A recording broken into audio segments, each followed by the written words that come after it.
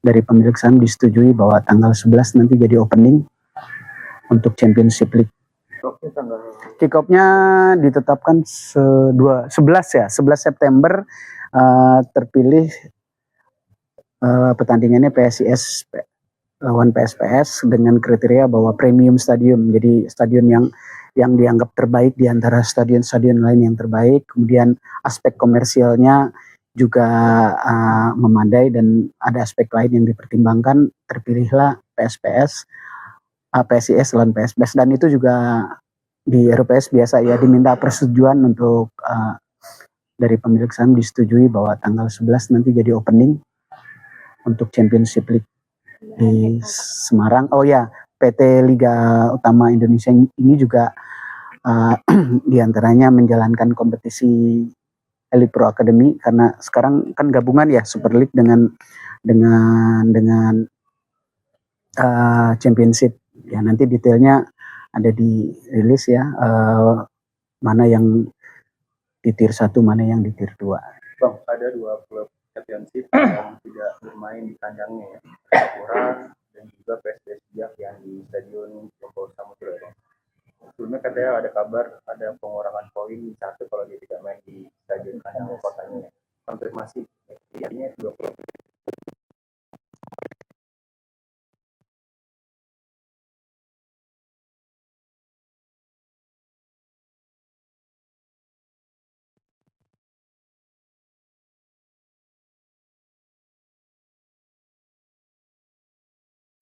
Dia, koreksi saya kalau nggak salah, dia bukan karena stadionnya tidak memadai ya, karena hukuman pada saat bertanding lawan playoff lawan Adiaksa, kena hukuman dari Komdis. Koreksi saya ya. Jadi dia bukan -1 kalau hitungannya karena sanksi Komdis kan.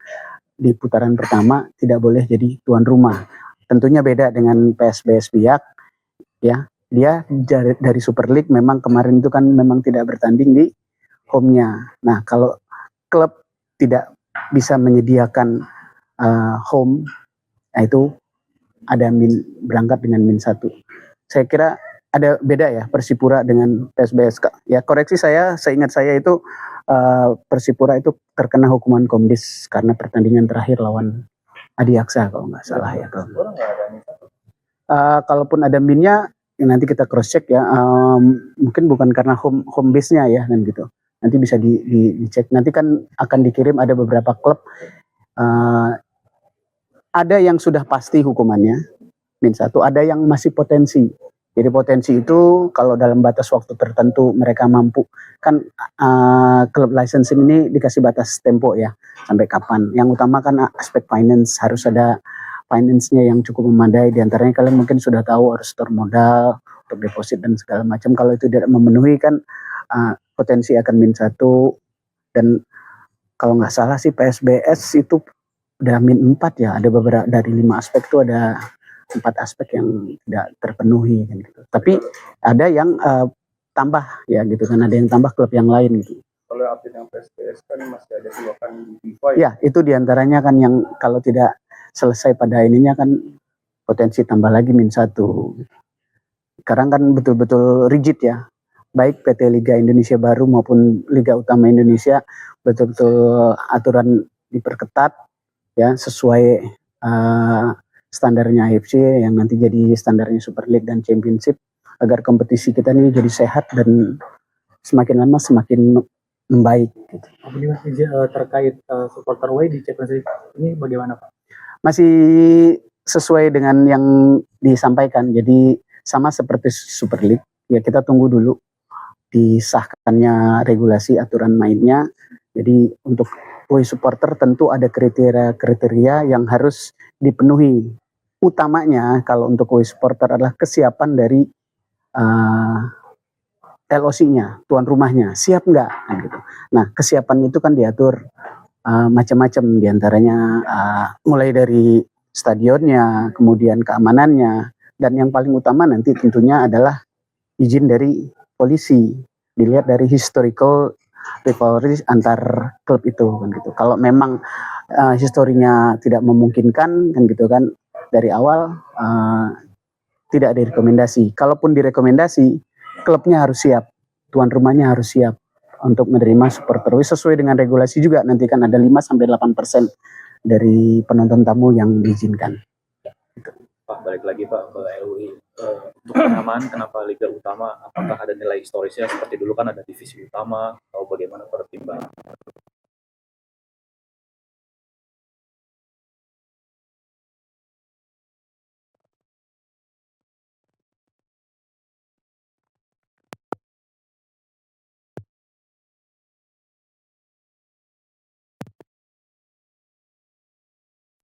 Liga 1 dulu, Liga 1 maupun jadi ini kan sama masih yang klub-klub utama. Sebenarnya kan ada 38 ini kan klub profesional yang siap harusnya. Jadi standarnya nanti ya klub championship ini juga harus memenuhi standar licensing dari Super League. Jadi semuanya utama, tinggal prestasinya mampu nggak naik ke atas, makanya namanya jadi Liga Utama, bukan kelas 1 kelas 2 jadinya kan. Jadi 20 klub ini juga harus memenuhi 5 kriteria. Kalau nggak salah tadi malah ditambah jadi 7 ya, nanti ada dirilis mungkin yang mereka tuh siap juga 20 klub ini untuk bertanding di Super League. Makanya semuanya namanya juga jadi Liga Utama Indonesia. Pak, tadi direksi Pak Ferry itu dipanggil sama bos Mabes Polri, ada agenda apa?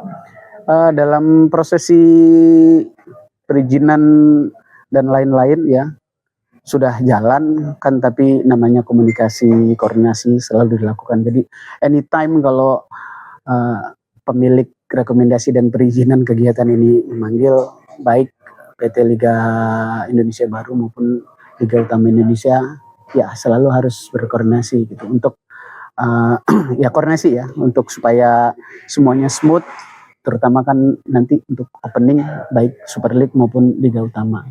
Seperti apa agenda jelang championship? Ini RUPS tahunan ya, ada RUPS tahunan PT Liga Utama Indonesia membahas prosesi dari kegiatan corporate setahun tahun 25 sampai ke semester ini. Kemudian dilanjutkan dengan RUPS LB karena adanya perubahan kepemilikan saham PT Liga Utama Indonesia. Bang, jadi akhirnya apa hasil atau apa hal yang disepakati dalam RUPS PT LUI ini, Bang? Pastinya untuk RUPS tahunan semua agenda, baik agenda kegiatan, agenda bisnis, keuangan disetujui oleh pemilik saham ya. Pemilik saham ada 21 ya, PT Liga Indonesia Baru dan 20 klub yang kompetisi musim lalu. Kemudian di RUPS LB setelah terjadi pergeseran kepemilikan saham, yang promosi kan pindah ke PT Liga Indonesia Baru, digantikan oleh 3 klub atau 3 PT yang degradasi dari Super League ke Championship. Kemudian ada 3 juga yang degradasi dari Championship kemarin, digantikan oleh 3 klub yang promosi dari Liga Nusantara. Nah di RUPS LB juga disetujui beberapa agenda, diantaranya perubahan susunan komisaris, tadinya hanya Pak Sadikin mewakili pemilik saham PT Liga Indonesia Baru, ditambahkan dengan komisaris independen Pak Amir Burhanuddin ya, independen mewakili klub, dia dari Deltras. Sementara direksinya masih sama, dirutnya Pak Peri Paulus dan direkturnya Pak Asep. Kemudian disetujui juga agenda-agenda kegiatan, jumlah pertandingan, kegiatan-kegiatan lain, dan juga aspek bisnisnya. Alhamdulillah semuanya sudah disetujui oleh 17, jadinya kan 14 pemilik saham yang lama, kan 3-nya ganti tuh dari Super League ke Championship, kemudian 3 lagi di bawah diganti dari Nusantara, jadi 14 pemilik saham yang lama plus 6 yang baru. Susunan kepemilikan sahamnya apakah sama seperti elit atau gimana? 99%? Kalau di PT Liga Indonesia Baru kan 99% dimiliki oleh klub Super League, 1% oleh federasi oleh PSSI. Kalau di PT Liga Utama Indonesia, saham terbesar itu dimiliki oleh PT Liga Indonesia Baru, makanya komisaris utamanya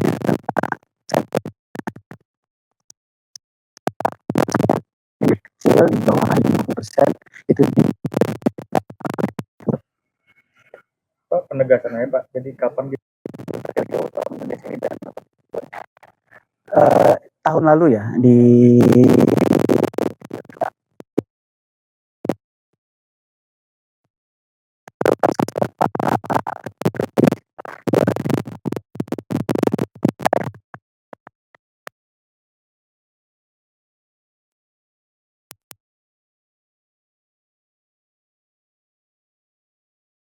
sekarang jadi championship. Nah, tahun lalu baru diwujudkan karena kan selama ini masih berinduk ke satu PT Liga Indonesia Baru. Dengan adanya PT Liga Utama Indonesia, perlahan tapi pasti kan nanti jadi lebih mandiri, entitas bisnisnya terpisah agar lebih jelas juga nanti kan, baik itu kalau ada keuntungan dividen, kalau ada kerugian ya ditanggung bersama. Ya, jadi perlahan tapi pasti